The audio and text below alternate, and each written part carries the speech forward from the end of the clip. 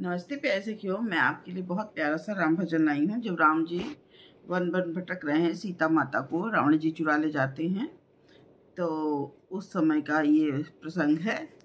और तो वही मैं आपके सम्मुख रख रही हूँ। अगर अच्छा लगे तो चैनल को सब्सक्राइब करें, लाइक करें, कमेंट करें। धन्यवाद आप सबका। वो भी एक बहुत बड़ा विद्वान थे।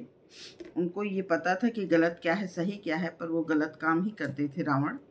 तो इसीलिए इसमें राम जी अपनी मनुष्यता का परिचय दे रहे हैं। इसमें वो भगवान के रूप में नहीं है, तो इसीलिए वो मनुष्य किस तरह